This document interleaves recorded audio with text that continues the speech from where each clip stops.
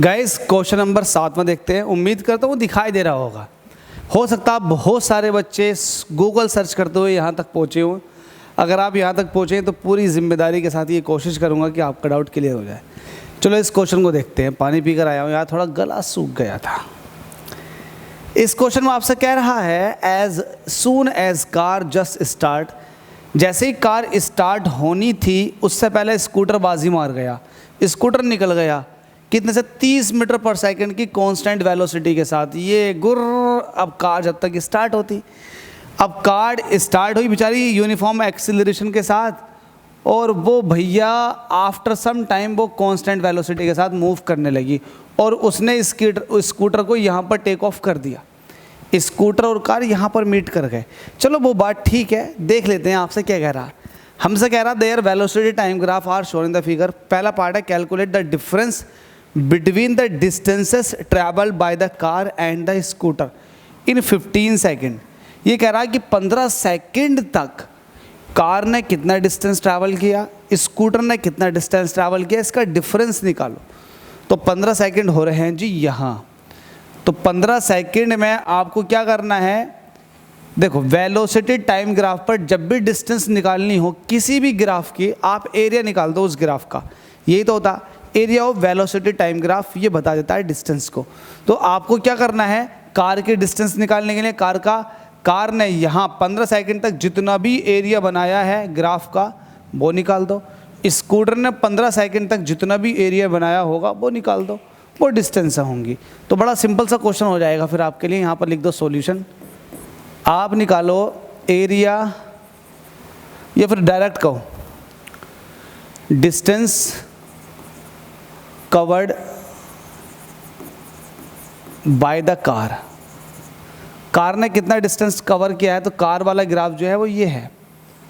तो area under the velocity time graph, area of VT graph. अब आपको पता है ये कैसे निकालते हो, ये निकालते हो 1/2, क्योंकि ट्राइंगल है, ट्राइंगल के एरिया होता है 1/2 बेस कितनी है पूरी 15, और हाइट का काम कितना करेगा, ये हाइट हो गई, ये किसके बराबर है 45 के। ठीक है, इसको आप ऐसे ही रहने दो, या फिर 45 की 15 से मल्टीप्लाई कर दो। 45 की 15 से मल्टीप्लाई करेंगे, 15 पंच 75 का 5 कैरी 7, 15 चौका 60, और 60 और 7 ये हो जाएंगे 67। तो 67 और इसके जब हाफ करोगे, 2 से काटोगे, 2 3 6, उतार लिया 7, 2 3 6, घटा दिए 2 7 14, 2 5 10, ये हो जाएगा 337.5। तो ये आ चुका है distance covered by the car ने इतना डिस्टेंस कवर किया 15 सेकंड तक। अब आप जो है स्कूटर का निकाल लो, डिस्टेंस कवर्ड बाय द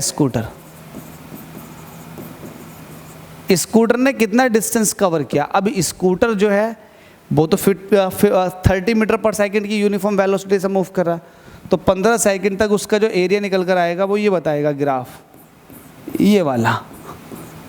ठीक है, तो मैं ये कह सकता हूँ एरिया ऑफ रेक्टेंगल। अब रेक्टेंगल आपको पता है इसका क्या होता है, एरिया लेंथ इंटू ब्रेथ।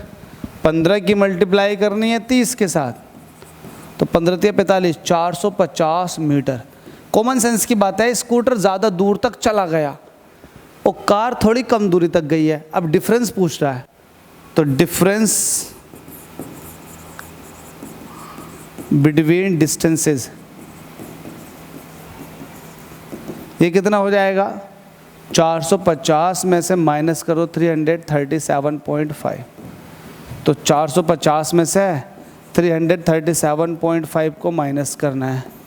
10 में से 5 निकालेंगे 5 बचे, 9 में से 7 निकालेंगे तो 2 बचे, और 4 में से 3 निकालेंगे तो 1 बचेगा, और 4 में से 3 निकाल 112.5, तो वैल्यू आ जाएगी 112.5 मीटर।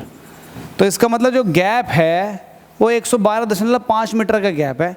112.5 मीटर आगे है स्कूटर कार से। ठीक है, तो पहला पार्ट तो ये हो गया, हमसे यही पूछा गया था। सेकंड वाला पार्ट देखो, सेकंड वाले पार्ट में हो सकता है कुछ अलग पूछे।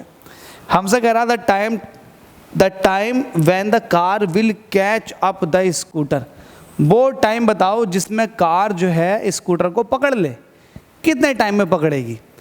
अब देखो मेरी बात समझो, स्कूटर और कार दोनों निकले थे एक ही टाइम पे, देखो दोनों एक ही टाइम पे निकले थे, भले ही वेलोसिटी दोनों की अलग अलग थी, एक की ज़्यादा थी तो एक की कम थी, लेकिन निकले एक ही टाइम पे थे, ठीक है। तो हमसे कह रहा है the time when the car will catch up the scooter, हमें वो टाइम बताना है जब कार जो है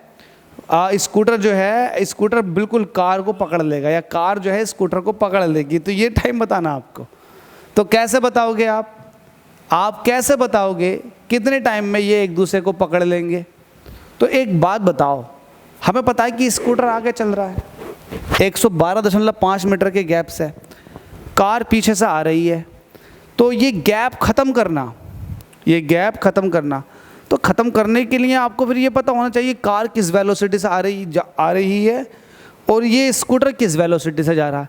तो एक तरह से अगर रिलेटिव वेलोसिटी मुझे पता चल गई, कार की रिलेटिव वेलोसिटी स्कूटर के रिस्पेक्ट में, अगर वो प्लस की है तो इसका मतलब वो स्कूटर को पीछे कर देगी कुछ टाइम बाद, और अगर वो माइनस में है, कार की वेलोसिटी स्कूटर के रिस्पेक्ट में अगर वो माइनस में है, तो उससे ये पता चलता है कि वो उल्टा पीछे को चली जाती रहेगी, स्कूटर तेज़ निकल जाएगा और ज़्यादा।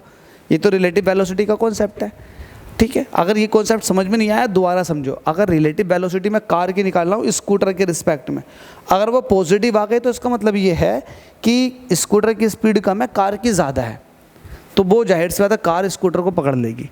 लेकिन अगर वो निगेटिव में आ गई तो उसका मतलब ये होता है कि स्कूटर की वेलोसिटी ज़्यादा है, कार की कम है, तो कभी पकड़ ही नहीं सकती कार, ठीक है। तो मैं रिलेटिव वेलोसिटी निकाल लेता हूँ, तो मैं कह देता हूँ रिलेटिव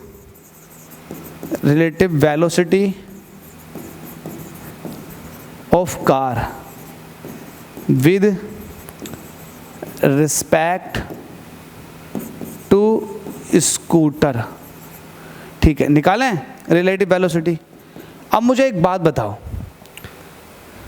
ये बात चल रही है आफ्टर 15 सेकेंड, 15 सेकेंड के बाद की कहानी चल रही है, क्योंकि यहाँ पर वेलोसिटी फिक्स है दोनों केस में, ठीक है। वेलोसिटी क्या है, कांस्टेंट है, क्योंकि इसकी वेलोसिटी भी कांस्टेंट है और इसकी वेलोसिटी भी कांस्टेंट है। तो ये आफ्टर 15 सेकेंड की बात है। Relative velocity of car with respect to scooter, तो कार की कितनी है 45, स्कूटर की कितनी है 30, तो वेलोसिटी आ गई 15 मीटर पर सेकेंड। देखो ये प्लस में आ गई, तो इससे ये पता चलता है कि कार ज़्यादा स्पीड से आ रही है, और पता भी चल रहा था 45 से आ रही थी और ये 30 से। 15 सेकेंड के बाद की कहानी है जब कांस्टेंट वेलोसिटी हो गई दोनों की। अब मुझे बताओ गैप कितने का था, 112.5 का गैप था, और स्पीड कितनी है 15 की है। तो आप ये देख सकते हैं कि 112.5 मीटर का गैप था कार और स्कूटर के बीच में, और रिलेटिव वेलोसिटी जो आ रही है वो आ रही है 15 की। इट मीन्स 15 मीटर पर सेकेंड की स्पीड से ज़्यादा तेज़ चल रही है, ये कार ज़्यादा तेज़ चल रही है स्कूटर के मुकाबले। तो एक तरह से 15 मीटर पर सेकेंड की स्पीड से जब ये तेज़ चल रही है तो 112.5 मीटर की डिस्टेंस को कितने टाइम में कवर कर लेगी। स्पीड इज इक्वल टू होता है डिस्टेंस अपॉन टाइम, तो आप ये वाली बात कह सकते हैं speed is equal to distance upon time. मुझे टाइम चाहिए तो डिस्टेंस कितनी है 112.5 मीटर की, कितनी स्पीड आ रही थी 15, तो 15 अट्ठे 120, 15 सत्ते 105, 15 सत्ते 105, 105 यहाँ से 105 के बाद मुझे 7, तो 15 पंजे 75, तो ये आ जाएगा 7.5। तो टी आ चुका है 7.5 सेकेंड। मतलब ये हुआ कि 7.5 15 सेकेंड के बाद की बात है ये, कितने 7.5 सेकेंड के बाद ये कार जो है स्कूटर तक पहुंच जाएगी, उसको पकड़ लेगी। तो 7.5 सेकेंड ये लगे, 15 सेकेंड पहले के थे, क्योंकि 15 सेकेंड पहले से भाग तो भी आ रही है कार, तो स्कूटर भी भाग तो आ रहा है, स्कूटर तो आगे निकल गया। तो 15 सेकेंड तो वो, 15 सेकेंड के बाद स्पीड कांस्टेंट हो गई, तो 15 सेकेंड तो वो और 7.5 सेकेंड ये, टोटल लग जाएंगे कार को 22.5 सेकेंड। तो आप लिखेंगे टोटल टाइम टेकन। तो ये 15 सेकेंड तो शुरुआत के थे, 7.5 सेकेंड जो है वो इस डिस्टेंस को कवर करने के, तो टोटल कितना हो जाएगा 15 7 22, 22.5 सेकेंड ये टोटल टाइम लग जाएगा कार को स्कूटर को पकड़ने के लिए। चलो ये वाला पार्ट भी कवर हो गया, सेकंड वाला पार्ट भी खत्म।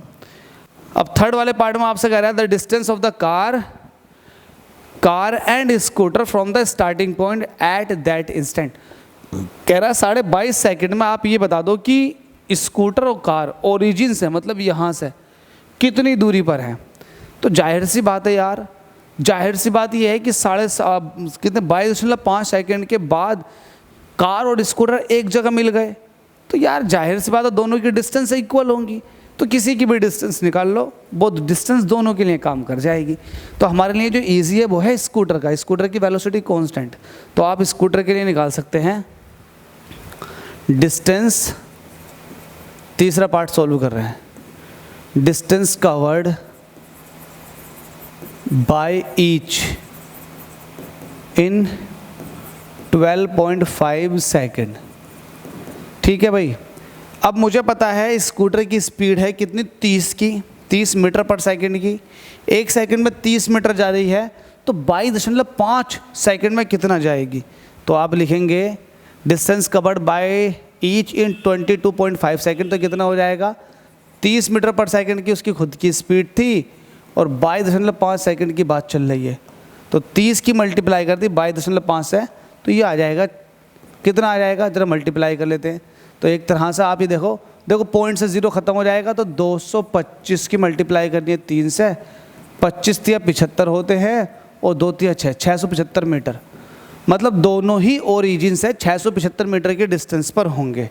बस ये इसका आंसर था। तो उम्मीद करता हूँ ये भी समझ में आ गया होगा।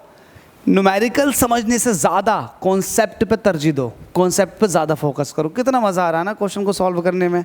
Thank you so much. जितना हो सके वीडियो को लाइक, चैनल को सब्सक्राइब करें।